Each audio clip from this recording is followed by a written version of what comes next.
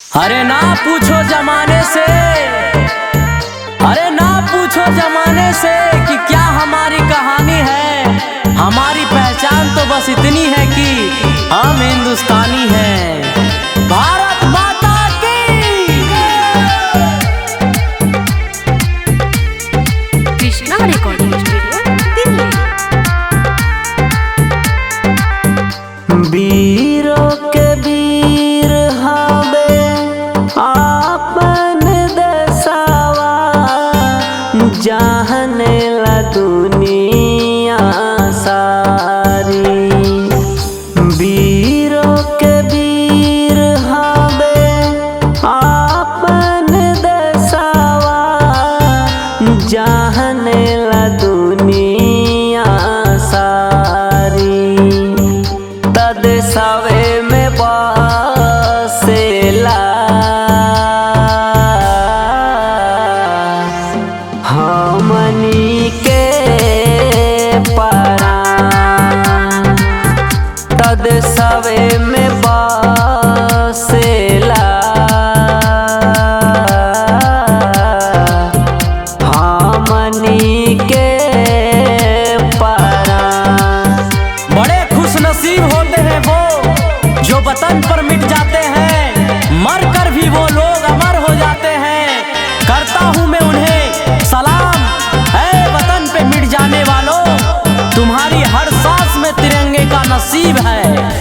कश्मीर लागे स्वर्ग के जैसा, भावेला मन माँ के।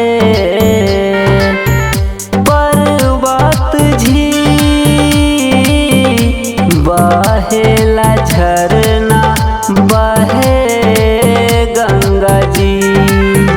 झंडा तिरंगा के तीन गो रंगवा, तीनों बदेशवा के साथ।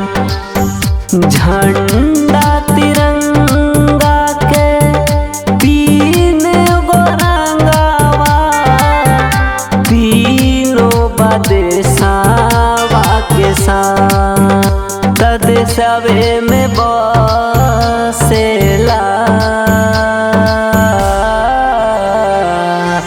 हमनी के हो प्राण। देशवे में बसेला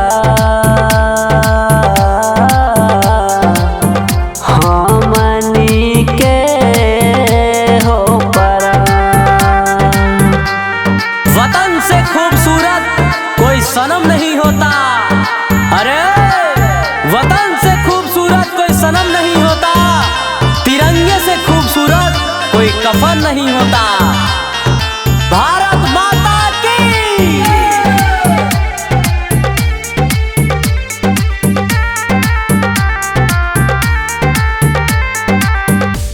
खेतवा बधारिया पन घट के पानिया, निकला के गौआ के बगानिया।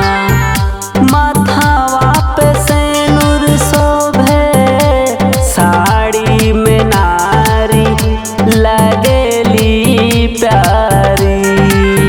होली दिवाली में बनावे रंगोली, देशवा हो जाला रंगी। होली दिवाली में बनावे रंगोली, देशवा हो जाला रंगी। देशवे में बसेला हमनी के हो प्राण। देशवे में बसेला